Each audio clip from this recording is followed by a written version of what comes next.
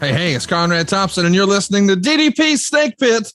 And of course, we couldn't do it without a pair of Hall of Famers. Ladies and gentlemen, welcome to the program, Mr. Jake the Snake Roberts. Jake, how are you, man? Wonderful, man. We're glad to have you here. And of course, we couldn't do it. We're saving the best for last, maybe. Diamond Dallas Page. DDP, how are you, man? Relentless, bro. It's like the movie. It's like the documentary on Amazon Prime. Bada boom. always advertising. Always shilling. I like it. Yeah. We're having a lot of fun here. I can't believe we're 5 episodes deep, but I feel like every other comment I see, Dallas, is about you pulled off maybe the ultimate Christmas coup, a surprise engagement / wedding, a surprise wedding. What in the world? What's the deal here, dude? My lady that I'm with, you know, her first name is Paige. And that's how I met her too. I was going through a TSA line 12 years ago in this coming up May. No, 10 years ago. This coming up May. And Arthur's video had gone viral. That's when it went originally viral in May of 2012. And beautiful woman in front of me. And I'm just, looking at her as I'm putting stuff on the rack. And she looks back at me and she's like, "Hey, are you friends with Ira Dean?" And Ira Dean's a country star. And I was staying with him that weekend for a charity event I was doing. And she says, I said, "Yeah, I just spent the weekend with him." She goes, "You're Paige, right?" Because that's my original first name. And I said, "Well, yeah." She goes, "So am I." I go, "What do you mean, so are you?" She goes, "My name's Paige too." And I went, "Oh, really?" And that's crazy. And then at some point, I found out her last name was McMahon. Wow. Don't figure that. Look at Conrad's face. Talk about relentless. When I told Jericho that, when I was at AEW, the night my last match that I did, and when I told Jericho that, he burst out laughing, man. It was so funny. So we exchanged numbers and we dated a little bit, and then, we stopped, and I didn't see her for a long time. And then and when I got divorced, and, I was just on Facebook, I came across her. We started talking again. We talked for like 3 months, and then we finally got together, and that was December 9th of 2019. And it was at this place called The Dwell. That's where we met. So I knew, from that on, we went through COVID together and everything. And I knew that eventually I was going to marry her. I just knew it. And she didn't want to get married. And then, so I just kind of left it off. And then she did, and it got on her mind. And I was like, well, at some point I'm going to marry you. So at some point this year, meaning 2021. And she was like, "You're not going to tell me when?" I go, "Nah, I'll let you know." Because I know she's not one of those, look at his face again. Yeah. Paige is an ultra, she's an ultra athlete. She was they call it a venture athlete, where you run 100 miles, you put a backpack on your back, and you run through the canyon. In 6.5 days, she ran 170 miles. Holy like God. That kind of stuff. She's climbed Mount Kilimanjaro, Mount Fuji. Like, she's a stud. And she's not like she don't even really like to go shopping, for clothes and stuff. She'll do it online, but she's not one of those chicks that like to do that. So I knew she wasn't really into it. And she was like, "If we get married, let's just get to justice of the peace." And the big thing was, she didn't want a big diamond ring. She's not into that. She wants to go to Antarctica. The perfect woman. She wants to go to Antarctica.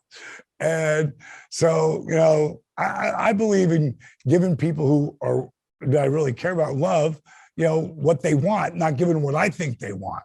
So good idea. We were talking, about six months before it.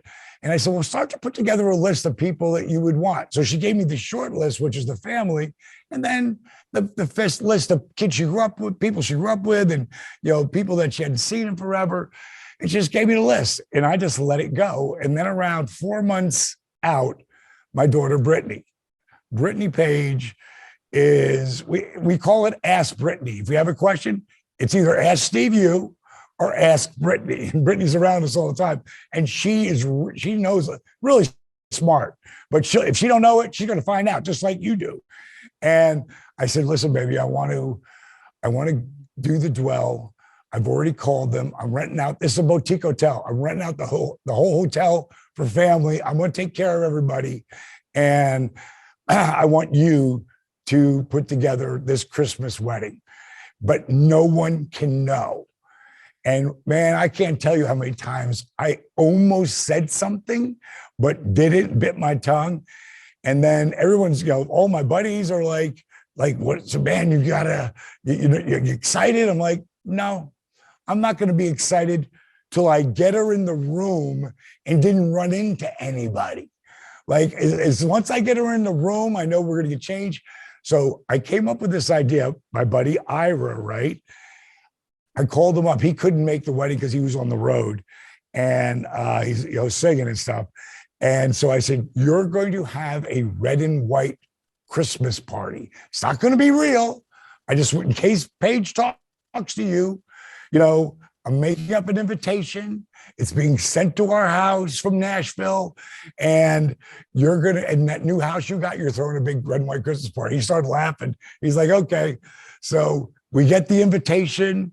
And, and Brittany says, oh, Ira's having a party up in Nashville. And I'm like, awesome. When is it? She goes, it's on the 9th. That's your anniversary. I go, that's awesome. That's tremendous. We'll go up and do that. So Paige, she really wasn't trying to think about anything. So right before this surprise wedding, I have the biggest Christmas party, you've ever, there's 150, 200 people there. My house is decorated insanely. Am I right, Jake? Damn right. Insanely. Stores don't have as many Christmas things as he does. There was so much work that goes into it. My staff helps, everybody helps, but Paige is like fried, and we're getting ready, and she gets out of the shower and she comes over and she hugs me and she goes, we're not getting married tonight, are we? And I just burst out laughing because she doesn't know it's December 4th. The time's ticking down. And I started laughing. I go, no, but maybe tomorrow. I don't know. And so this was 5 days later. So now we're driving up to Nashville, and when we pack, we're like the Griswolds, man. She's a minimalist. She can get away with a backpack, but now she's learned we bring everything we need, everything we want to have. So we're driving up there, and I'm going to you got to go past Chattanooga to get to Nashville. And I pull off the road. She goes, did you know I had to go to the bathroom? I go, yeah, not really, but I just wanted to go through this way. She goes, are we staying at the Dwell?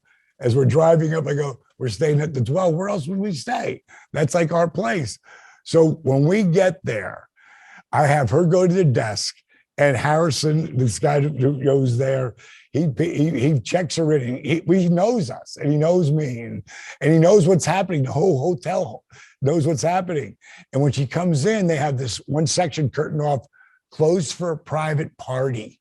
And they had whatever name was up there. So now if she sees that, she sees again, oh, this can't be it. And Harrison rushed us up to our rooms immediately. Now I'm psyched. I'm going to pull this off. This is going to happen. And one of the ideas that Brittany came up with is when she sees the people and the surprise, it's just a family. So there's a double surprise coming. So she thinks it's just a family when we do it. So we get down there, we're about to walk to the door, and a woman steps out with a flash, and she takes a picture. And she looks at me, she goes, and she sees the curtain start to open. She goes, is this it? Are we doing this? I go, we're doing this. And we walk, she just starts crying. She's her dad and brothers, her sister, my family. She's hugging everybody. Eventually, remember, I've never asked her to marry me yet. So I got a white suit on. Oh, I'm going to tell you this story with the red dress. We were supposed to go to Cannes or Cannes, whatever it's called, for France for the. Thanks, Jake. In the second quarter, my new show's coming out, Guardians of Justice. It was in the Cannes International Series Festival. So she brought this awesome red dress and cut the back really low, really beautiful dress. And we couldn't go to Cannes because you had to be vaccinated. And we're not doing that because we got the antibodies. So bottom line is, friggin', at one point before this, she's going, well, someday I'll get to wear that red dress. I'm thinking, oh yeah, you will. So I tell her, I want you to wear the red dress for the party. She goes, I can't wear that dress for the party. It sinks down too low. It's too sexy. I go, it's perfect. You're wearing that red dress. So she's got the red dress on. I got her white suit on, red shirt. Now, everybody at the party has been told this is a black and white party. You either wear black and white or all black or whatever. So she'll really stand out with this red dress. So everybody's all dressed. I get down on my knee, got a pillow under the knee so I don't screw my suit up. And thanks to DDP, Yoga is able to get up. That's a fun, Jake. No problem. And What I do. she's crying. She's so happy. So now she's breathing better. We're walking back. And as we come around the corner, surprise, there's another 100 people there. Rob Van Dam, I was just at his wedding a month before, him and Katie Forbes. I just was at their wedding. They both came. My one of my daughters, Lexi, lives with Big Cass. So, William came and Enzo was there and Mark Merrow, Eric Watts, Ice Train, Harold Hogue, and then Gia and Ace Austin from to Impact. They were there too. So we had a bunch of wrestlers there, and friends I grew up with and she grew up with, and it was a Thursday night. I didn't expect hardly anybody to show, but there was 100 people there, and she would say it was the best memory of her life. And that's the reason she wanted to go to Antarctica. That's why she didn't want to have the big ring. She wants memories. She doesn't want like possessions. She wants memories. And as it would turn out, she's called this the best memory of her life, best moment. So it was pretty cool. It was really cool. It was amazing. I was unable to go. I had a little health issue come up. And Jake was going to marry us. Yeah. Jake was going to marry us. I probably saved myself a lawsuit by not going. I was going to do the wedding, man. And I was really pumped to do it. And unfortunately, I had a little health issue come up and I wasn't able to go. Yeah, he couldn't come. I tell you what, I just seen her last night, for the first time since the wedding. And she's still glowing. I mean, just an awesome glow about her, man. Yeah, she's such a sweetheart. Yeah. He doesn't deserve this. Christ. He's got DDP Yoga. He's got this. He's got that. He's got the car. He got the house. Come on, give me a break. Where's mine? You know what I'm saying? Yeah, I'm jealous. But a buddy of mine, Dr. Asa, he does all these medical shows. He's a chiropractor, a homeopathic doctor, and an MD, and he does these shows. And he was one of those guys. Remember the guys? They do Strength for Christ, and they rip phone books and pick up telephone. He was one of those guys. He was also a guy that was down at the power plant while he was going to chiropractic school, and he was about to get moved up to be on TV. And that's when Vince bought the company. And all those guys went south. But he did a great job for us. And he actually said, you may kiss the bride, bro. Oh, wow. You may kiss the bride, bro. It was a lot of fun. Complete without a bro. Oh, wait, I gotta tell you what, there's a couple of comments that came up. And one of them was from the one and only Chris Jericho. When Jericho hears that I got married, he writes, "Congrats, dude. What a great idea. You're a classy mofo. Page and page. Now when someone says, go fuck yourself, you can." Oh my gosh. I mean, I guess that's the ultimate rib, right? Her name now is Paige Page. Right. Yeah. She's actually Paige McMahon Paige. Oh my God. But she'll go by Paige. But I her, would too. like so many people know her from all of her adventure stuff that she did, and being in that community. So I don't want her to lose her identity in any way, shape, or form. But not for making a bad choice. Yeah, not for making a bad choice. Here's something else. I can't pronounce this woman's name, but she wrote for Essentially Sports, and it's like Sovanji Sen. Yeah, but how would you say that? I'm not. Quad. Don't worry. Chartery, whatever. Spell it. Yeah, right. But she said this in an article. She said there are surprise birthdays, but what about a surprise wedding?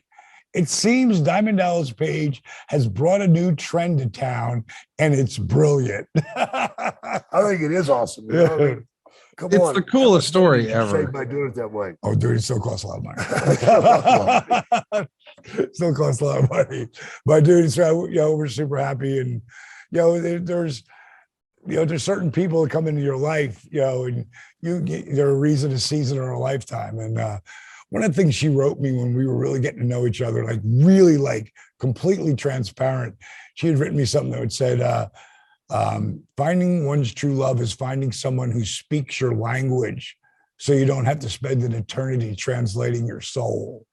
And wow. That hit me deep. And like, she's saying shit. I'm like, I was just going to say that. Like we speak each other's language. When I start getting too up a little bit, she go, what are you yelling for? I didn't do anything.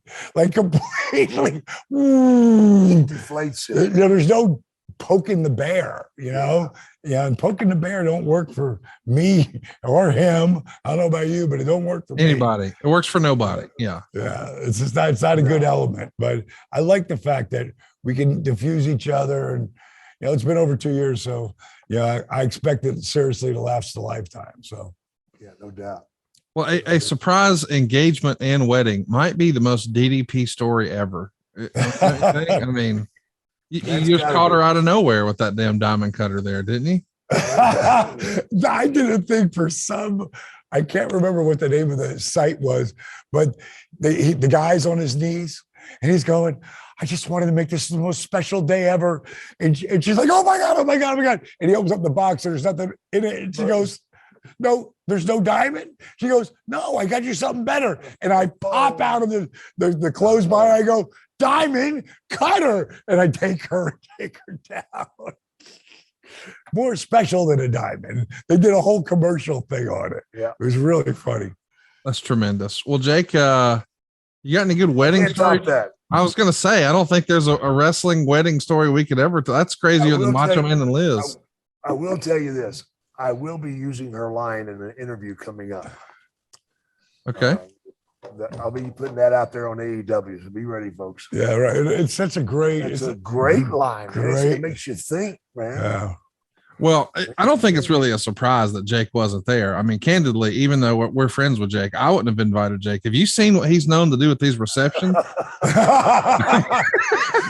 We go back to the macho stuff. Yeah. No, we're not doing that. Ooh, yeah. Oh, God. When you think about wrestling weddings, Jake, that Macho Man Liz one, it's probably got to be number one, does it not? Yeah, I think so. They were such strong characters, I mean, they were so super over, especially Liz. She was in a magic box, man. And the way she portrayed her part and the way they did, and they took care of her by not letting her be thrown around, tossed around, or doing silly things, getting involved. She was this perfect little China doll, and then when Mach and them did that, man, it was an awesome wedding, and it's just crazy how things are put together, because that was put together on the fly. Really? Yeah. At Madison Square Gardens, because Warrior had been let go. Right. Same show. Yeah. I was supposed to have been doing a big angle with him. You've seen all the vignettes leading up to it. Yeah. All right. So he'd just been gone that day. Oh my God. And I'm like, what the hell? Who am I going to work with? And because I'd taken time off to do the vignettes and all this stuff. And so then they said, well, we're going to hook you up with Mach. I'm like, how? And then they came up with the wedding. Wow. And you talk about, I mean, Pat Patterson and Vince, they pulled that rabbit out of the hat. And they put that together that day. And huge rating on that, I remember too. Huge rating. You know, and then we put the snake in the box, man, the Undertaker, and which led up to some other stuff with the Undertaker later on. You know? Right. And what's great is that's the heels of the Macho Man being quote unquote retired, and then you're the guy who gets to lure him out of retirement. And it's interesting to think that it really wasn't supposed to happen. It was just a pivot same day, and it probably became your most iconic feud in the WWF, right? Oh, absolutely. Absolutely. I mean, it's funny how just hooking up somebody to a cobra gets you huge ratings. You know? Wait a minute, Jake, you got to tell them a story about like Mach. Yeah, Mach. And it was Vince's idea, right? That he's going to bite. Yeah. Right. So this is classic. Go ahead. Okay. Jake. So Vince told me, you think that snake can bite somebody? I said, yeah. Bites me all the time. And he's like, okay. He says, we're going to have it bite Mach. I'm like, oh, hell yeah. You know, because we've not done that yet, you know. And Mach comes to me and he's like, hey, brother, we're going to do this thing, right? And I'm like, yeah, man, it's going to be so good, Randy. He's like, let me ask you something. Are you sure that snake's been fixed? I'm like, fixed? Yeah, they took the venom sacs out. Well, maybe they did, maybe they didn't. Stranger things have happened here, goddammit. So here's what we're going to do, Jake. You got to let the snake bite you first. I'm like, what? He's like, yeah, let it bite you first. Now, if you don't want it to bite you, me and you got a big problem, and we're going to have to settle it right now. He's ready to fight. And I'm sitting there in my seat, man, like, you're killing my buzz, dude. You know? And I said, fine, whatever, man.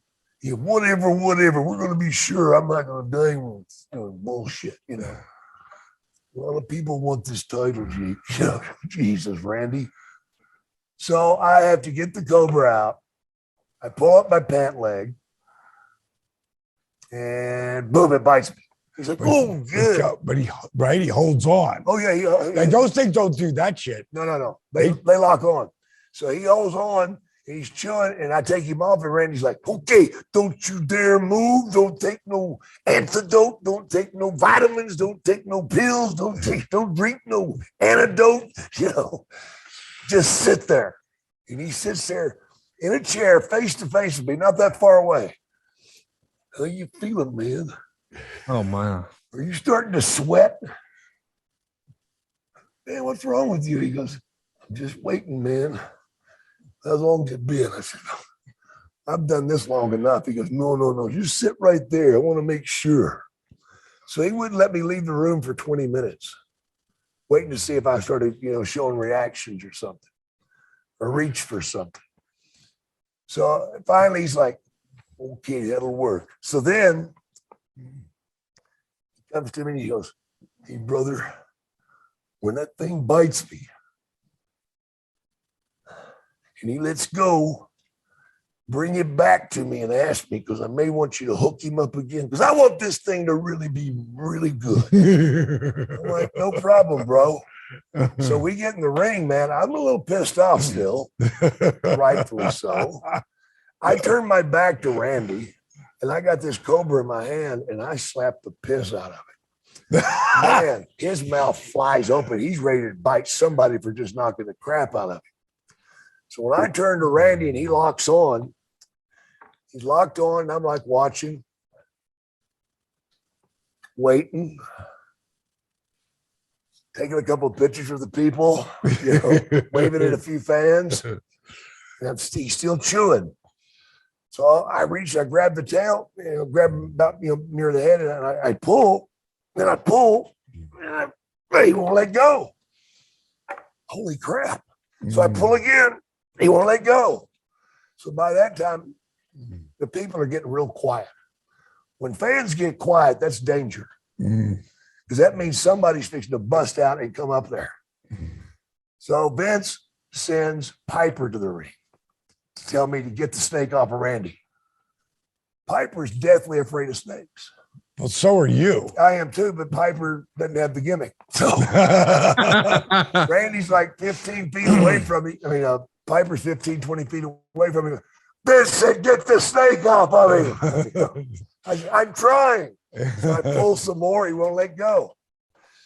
Then he sends Elizabeth down. Vince said, now. And Piper's got her in front of him, right? He's killing himself. So I go over and I grab the snake. And I said, oh, Randy, do you want me to bring you? Get that son of a bitch off of me. It was hilarious, man. How long do you think he was on? Did they stay on it the whole time? No. They cut like 40 seconds off. He held on to him for a good 30, 40 seconds. And he was just gnawing on him. But see, cobras don't have fangs. They have teeth like a fish, man. And, you know, it bled a little bit, but golly, you can scratch yourself and it'll bleed. You know, it's nothing. I mean, back in those days, I used to get a little intoxicated. Yeah, I know it's hard to hear, but I would get bored in the hotel and I'd get the snake out and put it on one bed and I'd hang my arm out there and let it strike, you know, and I'd see if I could pull away in time. Those cobras are fairly slow. They don't strike like a rattlesnake. It coils up and then explodes. They stand and then they just fall like that quick. That's about it. So it's pretty easy to beat it.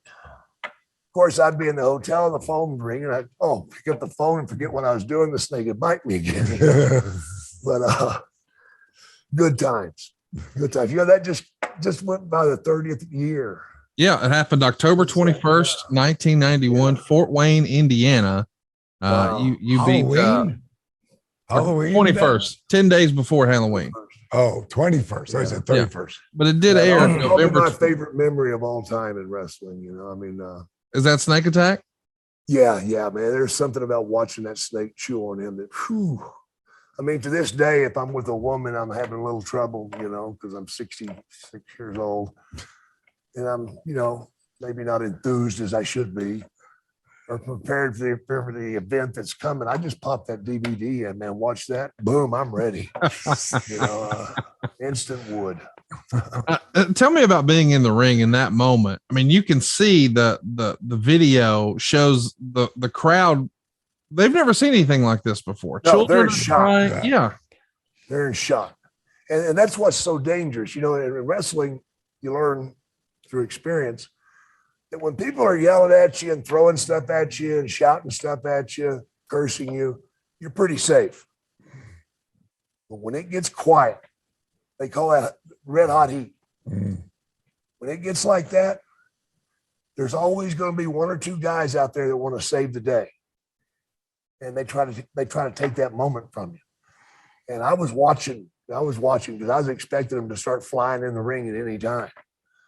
And of course, that's not a bad deal because when they get into the ring, it's so horrible for them. They want to jump in and be a star, but what happens is they jump in the ring and they stand up, and all of a sudden they realize, oh my God, everybody's watching me now, and they get that deer in the headlight. Right. And of course, that's when you blast them right in the temple and put them out of their misery. And glad to do it. So you've been in the ring for some pretty incredible moments. We've talked in the episodes past. Guys were chanting DDT when you're in the ring with Hulk Hogan, and you've had the huge babyface reactions and crowds just going bananas. But in this moment, they're not even booing. It's just total silence. Total silence, man, and that's when it's dangerous. Did you prefer that though? Do I prefer it? Yeah, just in terms of, do you want to be cheered or booed? They're chanting DDT. I'd rather be booed. It's a lot safer. I know that night I went out to get into my rental car, and there wasn't much need to get into it. I could have just, you know, forget about it because all the glass had been knocked out of it. I tried to get in and drive it off. And when I got into the car, all of a sudden it's surrounded, and now they're trying to turn the car over with me in it, you know, and it was pretty exciting. That's crazy heat. Yeah. That goes back to like when leaving Mexico. Oh, yeah. Jake had so much heat with AAA. Oh my God. Oh my God. But before we talk about AAA, I want to ask, we've heard the story we've all seen the snake bite. And I've even heard the story of Jake not being sure about letting the snake bite him beforehand. But when you come back through the curtain after it's already happened, what's it like? What does Randy say? What does Liz say? What does Vince say? Vince loved it. Oh my God. Oh my God. Yeah, he loved it. Randy was like, damn, brother, I'm not sure what the hell, man. Because Randy, you got to understand Randy, man. He thinks everybody was out to get him. Yeah. You know, he's just the way he was wired. And, you know, he was, oh my God. And he always thought everybody wanted his spot. I'm not like that. I never have been like that. But there are guys that do stupid stuff. But no, he's afraid to open the door, man, because he's not sure what your intentions are. And he was freaking out because it was bleeding. And but he was sure that it wasn't going to kill him because of this, but he worried himself into an infection. Did he really? Yeah. Yeah. His arm swelled up like that. Oh, it could have been because the snake was on there. Well, the saliva and stuff got into him, you know. But he wound up getting infected and stuff. And he didn't quit wrestling. Of course, his arm was like this big, but he kept going. But Elizabeth, she was freaked out. You know, she was totally freaked out.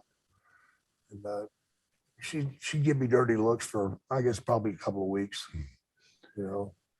You know, when something gets real fast out there, that's when it can go sideways or it could be amazing. Yeah. And I think in this scenario, no matter what, it was amazing because that's one of the most iconic pictures in wrestling, him wrapped up in the ropes and Jake right above him, man, you know. That's the whole thing with, you know, it's like when I did the thing with Earthquake.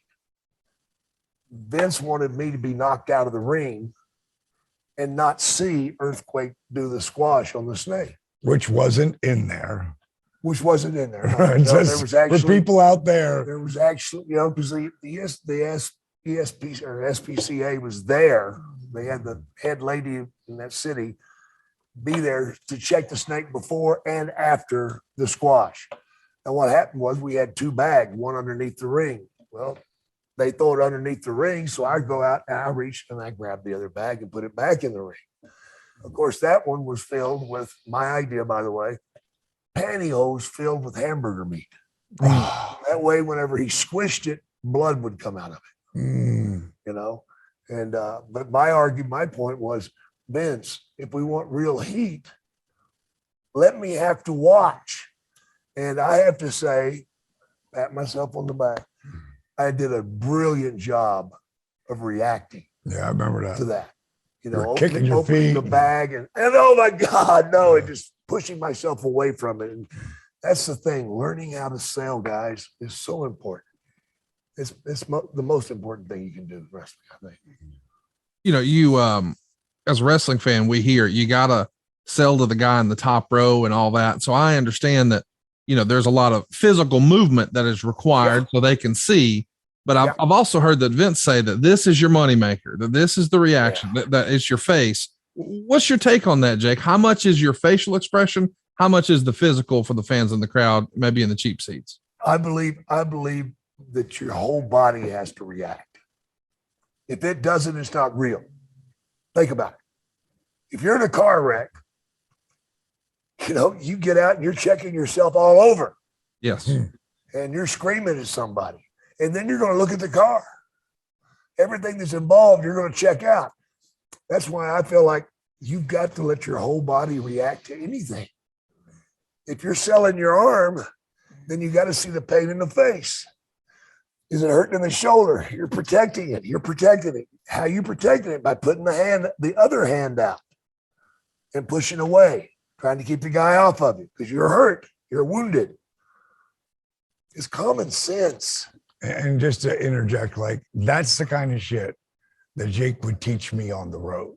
When we were on there together and we looked back at what I was doing, he goes, why were you doing this? Because what would you do in the real scenario?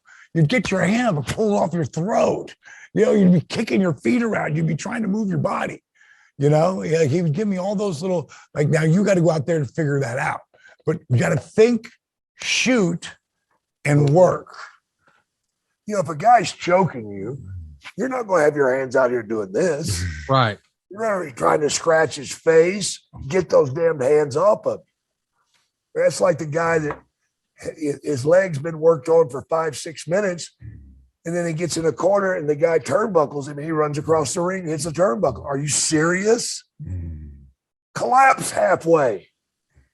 What's that hurting? Nothing. It's making it real. Keeping it real. The element of doubt.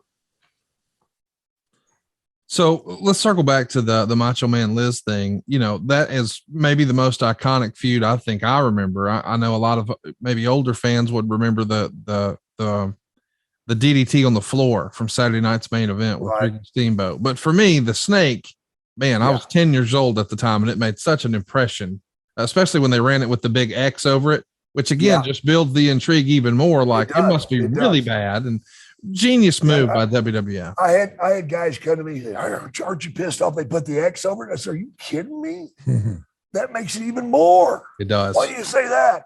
I said, because it lets the human mind decide what's behind the X. Everybody in the world fears something. What's your idea of the worst way to die? Well, I don't want to drown. Somebody else doesn't want to be shot or cut. Whatever. So that's your worst fear. When you put an X over something, where does your mind go? To your worst fear. And it shows the pain of that. So that's where you've got to let the fan decide how bad it is. One of the best angles I ever saw was in Louisiana back in the 70s. And Bob Sweetan was the heel. And he had a loaded boot, and he had tapped the boot and something would slide in the boot and he would kick the guy and that'd be the end of the match. Everybody knew he had a loaded boot, but they couldn't prove it until Ken Mantell in a match tied Sweetan up in the ropes and stole his boot. All right. Stole the boot. Now, Mantell carried it to every town. He put the boot in the corner. Sweetan would try to get it back, but he wouldn't be able to. Well, then they're going to have a match on television. And here's the deal, folks. Sweetan against Mantell. If Sweetan wins, he gets his boot back. If Mantell wins, he gets the title. That's the deal. They promoted it for 2 weeks. Comes the day of the match. Sweetan goes to the ring.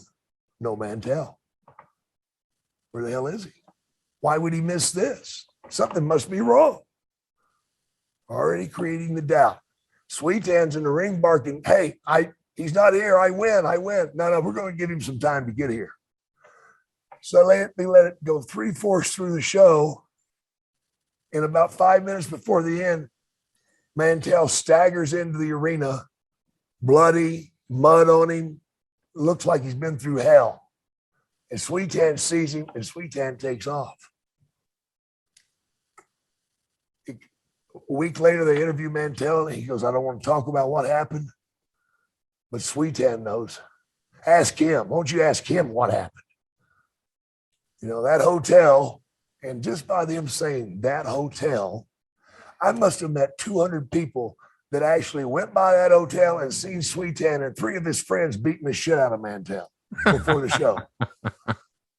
The human mind is a place you can play. Yeah. And theater of the mind. And we all want to be a part of that. We want to believe. Yes. Yeah. Of course we do. It's like Santa Claus, bro. It goes all the way back to that. Yeah, man. When you're a kid, when you find out you don't, what?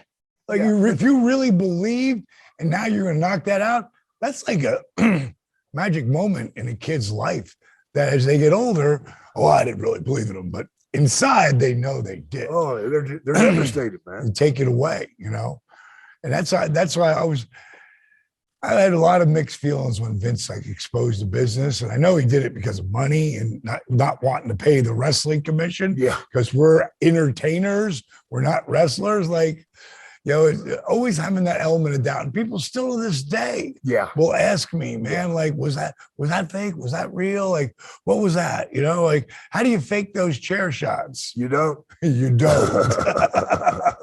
That's I always consider that the greatest compliment when a fan came up and said, Jake, I know wrestlers fake, but that time that guy did that, you were pissed off. When Rick Rude approached your wife, you went crazy. I know that was real.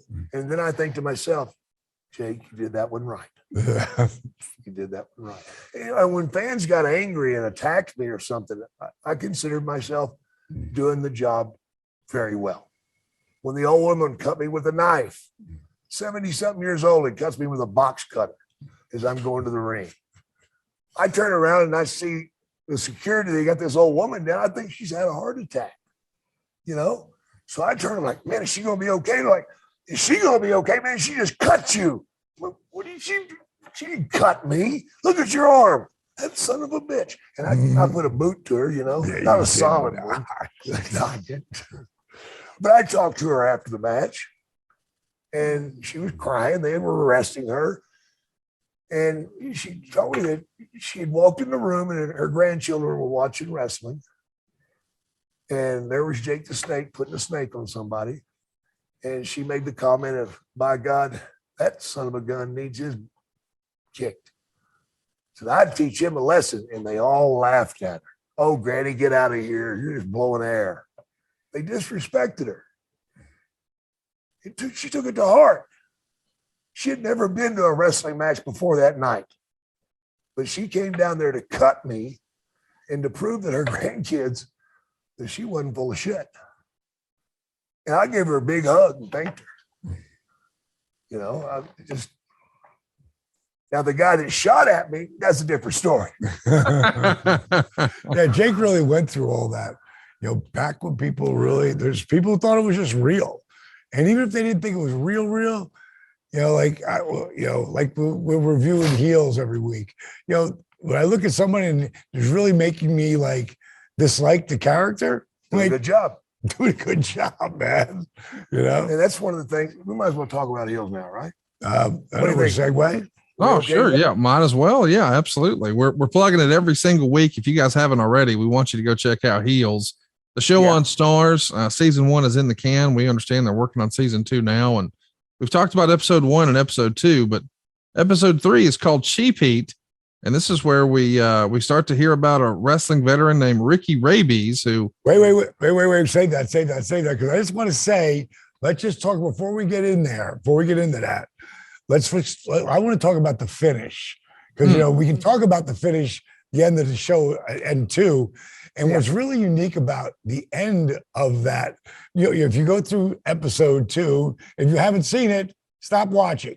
Or just, go watch and get caught up, because I'm going to tell you what happened. It's not like a cliffhanger, but it's part of building the character and the story. And that's what I really love, because the first episode, kind of hard to watch a little bit, cheesy. But they were trying to, explain to people like who have no idea what wrestling is, and then how it's done. And in this episode, I should say that in the second episode, they started to build the characters, and you see his wife say, there's squirrels up in our attic, and you get up there and, get them out. And, and then later you see in the show, you see Jack, who is played by Stephen Amell. You see Jack in what his real job is being a lawnmower salesman and the big ass tractor drill. And he's trying to sell to one guy. And he says, he said, me and my dad, I'll never forget it, man. He'd be out there cutting that lawn, and he'd bring me up, and he'd let me drive, and he's drinking a beer, and, and he's going through this memory to get that guy's memories are made on tractors. Yeah. If it didn't sell, but he was trying to create the memory. And what I love about the finish is you see Stacy and Allison Lips. She's beautiful. She got Elizabeth beautiful. Yeah. She girl next door beautiful, but she is starting to develop this character where she hears those friggin' squirrels, goes up, pop. She kills the stuff, looks out at her son, and he's playing soccer, and the grass is this high, and she gets out there. She'd ask him to mow it. No, right. She asked him to mow it, and she's like, well, I guess I'm going to have to do that too. And there's a moral to the story coming up, but she pops the beer, and she's out cutting the lawn. And how many of the boys in real life? Exactly. That's my point. That's the reality of The what. reality is when you become a wrestler and you're in love with it, like I was, like he was, nothing else matters except wrestling. You eat it, you breathe it, you smell it, you taste it, you live it. Your brain does not have time for anything else. It's such a passion that takes over your body. It's incredible. I can't tell you how many things I missed because to me, the most important thing was going out there and doing my thing, man. I know that even in the days. Right, wrong, or indifferent. Right. You know what I mean? Even in the days when I was, doing what I shouldn't have been doing, if I got messed up the night before and I felt like crap, and they asked me to put in 15 minutes in the match, I'd go in and put 30 in. Why? You feel like crap and you're going to push yourself that hard? Yes. Why? Because I felt like if I didn't, I was cheating the fan. And I will not ever cheat the ring. Because to me, that was my wife. The ring was. Because that's the only thing that mattered. And I wish to hell that, looking back, hindsight's 2020. So, but if you've got the passion for it, you're going to live it, breathe it, lick it, chew it, bite it, and nothing else matters. And what happens is the wife winds up stepping in and saving the home. Right. The home. She's the glue that keeps it all together. We all think we're the studs. We're not the studs, man. Our wives were the studs. They're at home dealing with everything. I mean, everything. Finances, all of it, doing it all. And you can see throughout that episode 2, and it's going to just get even more intense. It's the beginning of this being a wrestling show, but it's not a wrestling show. It's about family and community and all the heartaches and the ups and the downs. The love. Wrestling is just something that they're doing. It's kind of like when we did the resurrection of Jake the Snake. It wasn't about wrestling. It was about brotherhood and caring about each other and helping each other. And just happened to be about 3 wrestlers. It wasn't about, and that's what I like starting to happen in episode 2. So going into episode 3, sorry for raking your eyes there, Conrad. Oh, no, all good. Listen, I'm excited to talk about it, and I love you guys' perspective. And I think it's cool that, we started this episode talking about your wedding, and now you're a married man with a new wife, and now we're talking about the wife. Before we go to 3, I want to mention something else on 2. It's when the 2 brothers are sitting down and they make the deal where the brother's not ever going to get beat again. It's, how many promoters have told you you're getting the big push and then you didn't get crowd? Oh, do you know how many times? So when that happened, not even a big push, a push, and it went left. Yeah, or even a match. Yeah, a match, right. When I watched that, I looked at it and I went, really? This business has been built on broken promises. So true. So true. So true. But episode 3, living life, man. And here's what I like. Some of these guys that are doing this pretty damn smart. They are really starting to develop the characters and give you the backstories about it. I like the fact that they're bringing up something that needs to be talked about more: suicides. Yeah. What happens there, and the emotions of a wrestler are magnified 100 times. Life or death. Every moment. Can't live without the dream. You see the brothers, they got that dream. They can't live without it.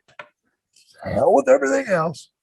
To hell with girlfriends. To hell with mowing the grass or doing my job selling tractors. You see him blow off. Well, never mind. Yeah, you don't want to get into it, but the one thing that you're going off of, this was episode 2, which I really loved. It's like, without this, we're ordinary people, and we're not ordinary people. And it doesn't have to be at the show where we got to. It doesn't have to be the ultimate show, Hall of Fame shit. We're talking about guys who are independent. I went down to Nightmare Factory about a couple months ago. I went down a couple months ago, and to see what they do there, where they bring in guys who, some guys are working, some guys are green as grass, and they train them for 3 months, and then they do a show, and they do it like you would do a show with music and lights, entrances, cameras, everything. Cameras. Ray Lloyd, Glacier, aka Glacier, is doing color commentating. This is taking like fantasy baseball to a different level, because they're actually teaching, and some of these guys end up on dark. Yeah. They're not going to get, the giant push, but who knows what happens. I started out doing jobs. We all did. Yeah. For a long time, I did them. And it's just getting that feeling of being that. So here's this small town, I can't remember if it's Conyers or whatever town they are filming in, or Duffy. That's it. Duffy is the town. I don't know if that's real or not. I hope so. But it's becoming kind of magical, and that's why I want wrestling fans to go and watch this and support this. And we're not getting paid to say this. No one. Me and Jake, before we started this, I said, "Have you heard about this show, Heels?" He said, "Yeah, I heard of it." I said, "Man, I just watched it all the way through, and no one's talking about it." And something happens in this 3rd episode, and I'll let you do the lead in here because it's super cool. And I like the way they start to work in some of the real boys into this episode. So lead that in, Conrad. Duffy is a fictitious town. It's sort of like Greenbow, Alabama, like in Forrest Gump. I was wanting to move there. Yeah. Well, now we're trying to drum up some heat for the DWL, the Duffy Wrestling League. And Jack Spade is now looking to bring back the wily veteran, the super popular Ricky Rabies, who we know as CM Punk. It's pretty cool to see one of the boys here get a role. I thought that was a cool touch. What I like the most about it, first of all, the Badger. I love that. I love the gimmick that they threw into it. I like the valet that they threw it, how they did that. You watch it. We'll talk about that next week. But knowing CM Punk and knowing from now, the day I look back, right when this had aired originally, CM Punk was showing up in AEW. Yeah. Like, it couldn't have been a bigger push. And he had one of the most incredible, when I say incredible comebacks from the people, I mean the reaction. The reaction after 7 years and getting his butt kicked in UFC, you thought that might have knocked him down. Like, no, nobody cares. Like, he's CM Punk. Win or lose, they don't care, man. They don't care what happened there. Hey, respected him for giving it a shot. But you got to be raised in that stuff to be a real contender. But he gave it a shot, but it didn't hurt him at all. All it did was let people know what a hard worker he is.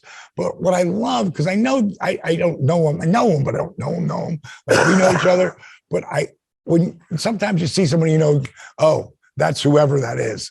But they put the gimmick wig on him, and he became Ricky Ravy, is it right? That's what we do. Yeah, he became that guy, not CM Punk. I didn't realize it was CM Punk. You guys told me just now. I swear to God. Seriously? I swear to God. Oh, that's tremendous. You can't get a better compliment. That sucks. Than that. That's amazing. Oh my God. I just realized it. I'm becoming a mark for the show. 66 years I made it. But I really like his performance in it. Great. For Jake not to even know. I didn't. You know, it was great. He was a little hokey at points, but he is what the 80s type was. A lot of that was that. And, you know, he was getting paid much better. You know, most of those guys are making 25, you know, or $50 for the night, maybe, you know.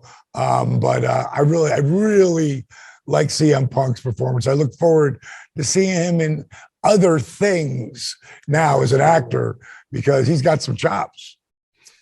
What did you think about the water tower scene? I loved it. How many times have you been on that water tower? A lot. Yeah. A lot. Yeah. We're not going to tell what happened. Scene, man. Yeah. It was, I've been there. The first time I went there was in Vancouver, British Columbia. And I was green as a gourd. And I went out there and they gave me a break because they basically didn't have anybody else to give it to. Vancouver was a place at the time that you went there if you couldn't get a job anywhere else. And that's where I was at. But I'd been sent there by Buck Robley to learn and to create my character.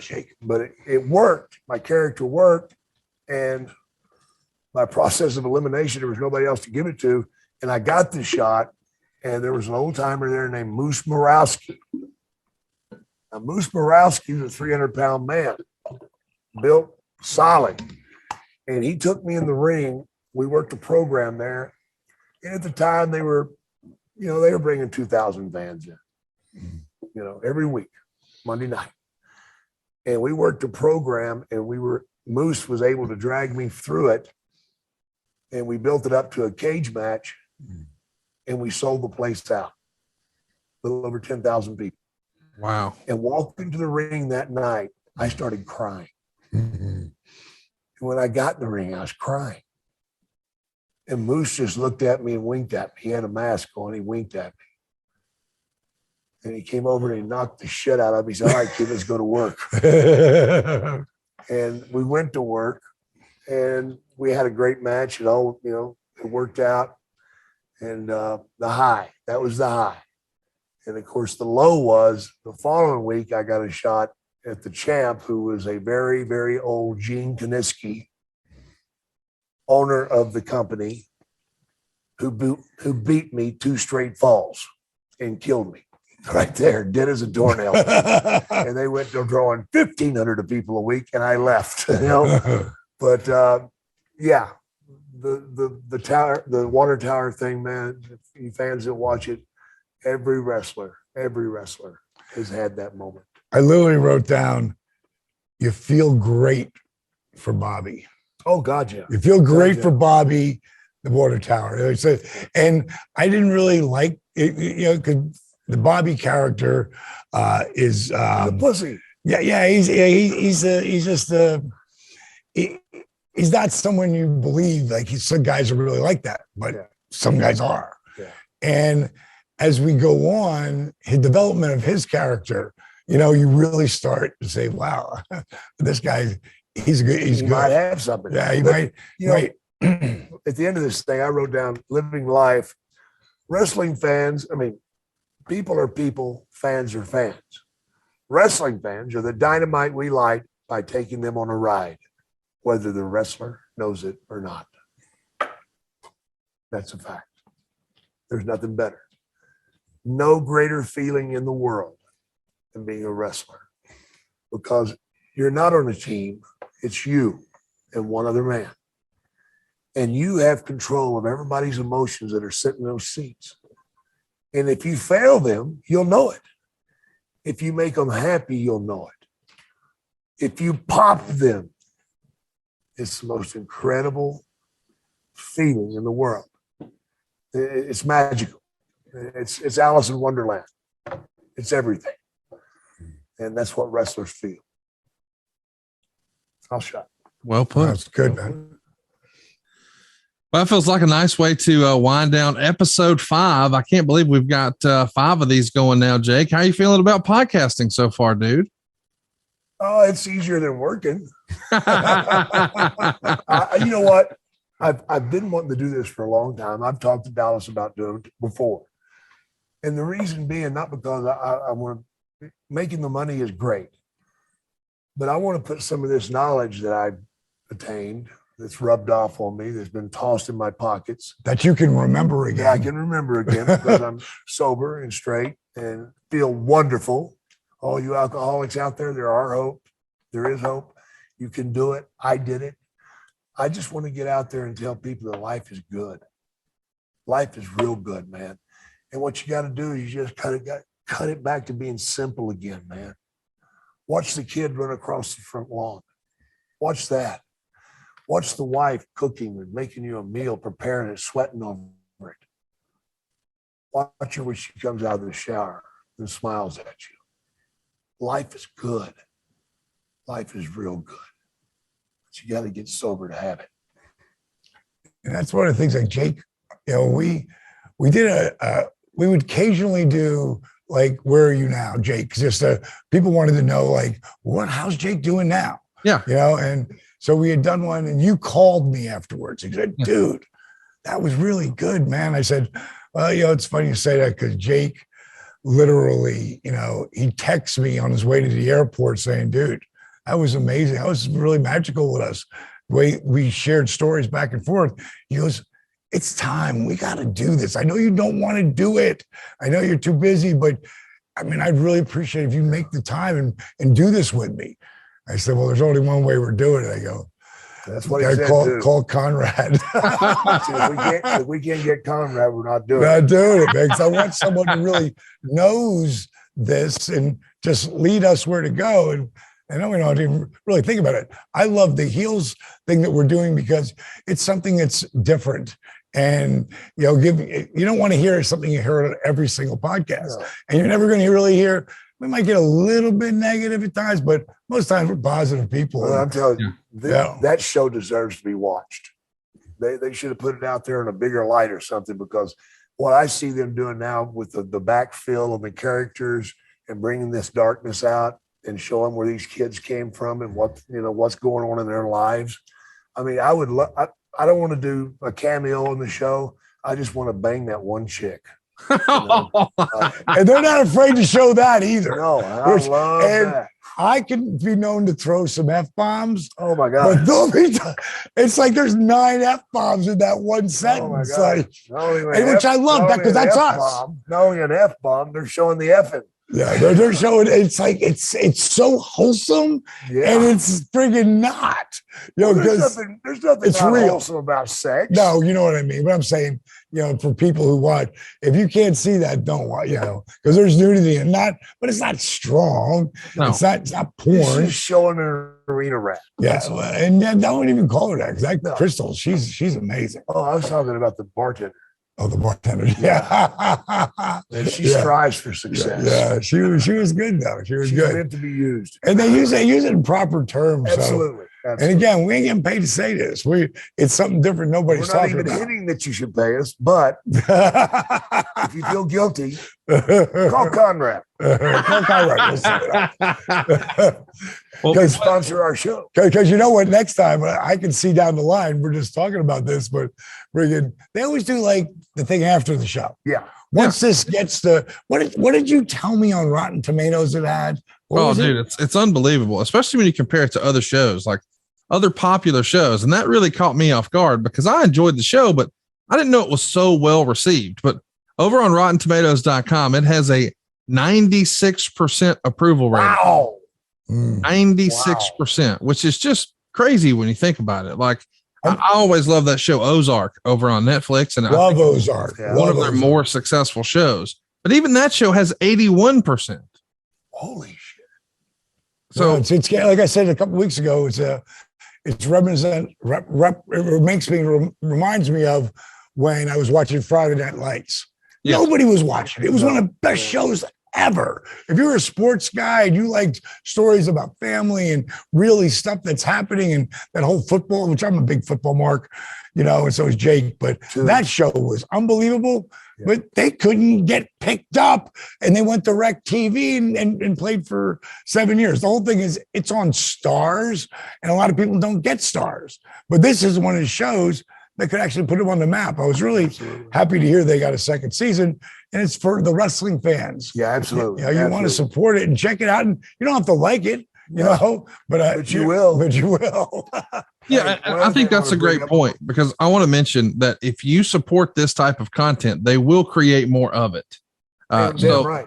And in addition to that, this is a great opportunity for there to be potentially new shows that are spun off or new shows that are in this vein that give the boys another opportunity to earn a living, and it gets more attention to the product overall. So if you really are a wrestling fan and you're not watching heels, I hate to say it, but shame on you a little bit. This is an opportunity to level up the whole thing. Like The Rock doing what he has done has been so great for all of wrestling. This could be another big thing. So support this. Okay. And something else you guys need to start supporting too. Cameo.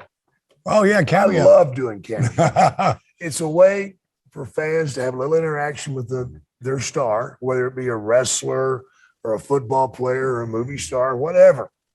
But I love doing these things because I get on them and, they ask for 30 seconds and they give you some information about what they want and what they're like. And then you just cut a promo on them. I love doing it. I get some really good ones, man. I mean, it's great to wish people happy birthday and all that stuff, or congratulations on the marriage. But I got one the other day. A guy was divorcing his wife and he let me cut a promo on her, man.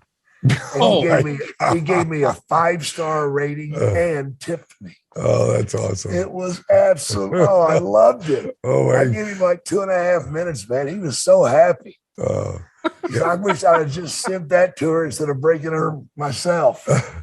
But I've had some good ones, man. And Cameo's a way for you fans to have a talk with us, and I suggest you do it. It's a blast, man. I enjoy it. And I've quit a job for a guy.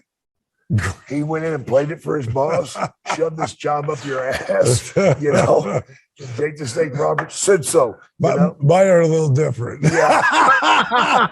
he got an infomercial he plays. For about 9 minutes. Yeah, they're long, but I really talk about. He's serious about it. No, I really talk every 2 times out of 10 people that I'll get will be, can you help me, get back up, man? And I'm falling down. I'm falling away. I just need I need you to kick my ass. And I don't do it harshly. I'll say a couple things, but encourages you. Yeah, but I put you on the right path. And a lot of people are just like happier how someone's doing so well. Like probably half of mine are wrestling and 25% are wrestling DDPY.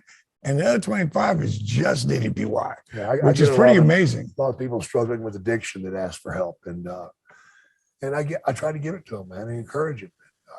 But it's a blast. It's a good thing. So Cameo, check it out. Check it out. Else you were telling me about the bed. What about the bed? Oh, the bed, the coolers for the bed. What was that? The one, what's Chili Sleep. My goodness. What? Chili Sleep. That sounds like it's something you should eat. Oh man, you guys are going to absolutely fall in love with it. Megan and I have fallen in love with Chili Sleep. It's a mattress cover. It goes over your existing mattress. And they've got a little gimmick they'll put on either of your nightstands, and it pumps air through, and you have like a remote control in your phone. It's an app on your phone, and you decide, is your bed hot? Is your bed cold? Maybe in the winter you want to get into a warm bed, but then as you sleep, it cools you down, but then you want to warm up to wake up, whatever. Megan wears one of those little bracelets that monitors all of your health and stuff. But prior to Chili Sleep, she had 12 disturbances a night. She's got 2 a night now. Our REM sleep is through the roof. We're feeling better than ever thanks to Chili Sleep. Wow. And I know you guys are going to send it to us, so we'll give you. They're going to hook us up. Conrad's going to hook them up. They want to. They asked us if we wanted them, so we'll try them. Anything. She only gets 2 interruptions per hour. Per night total. Oh no! Shame on you. I did that test, man, and you know what mine was? What? 87 interruptions. Yeah, that's when they put me on the CPAP. Are you feeling better with the CPAP? He was miserable. Oh my God, unbelievable! That and the strips, breathe right strips, man. Those are the way to go. The strips on the nose. Oh my God, I can breathe. And if this ain't like a commercial, people would be like, if we talk about shit, like it's like we use it. He turned me on to it. I don't know, about a couple weeks ago, and he said, "Dude, I know I have trouble breathing because I broke this nose." You know, friggin', I don't know, when I was 12, and I broke it 6 times after that. So, I mean, I can breathe now because of that, the Navage thing that I'm using, but that strip gives me a better sleep too. So there's something about pressing down right here that opens up your nasal cavity. I know I used to use it when I did cocaine. I'd hold the one of the reasons why you need that strip. I need that strip to go over my mouth sometime. Oh yeah. See you guys next week. Yeah, we'll see you guys next week right here on DDP Snake Pit.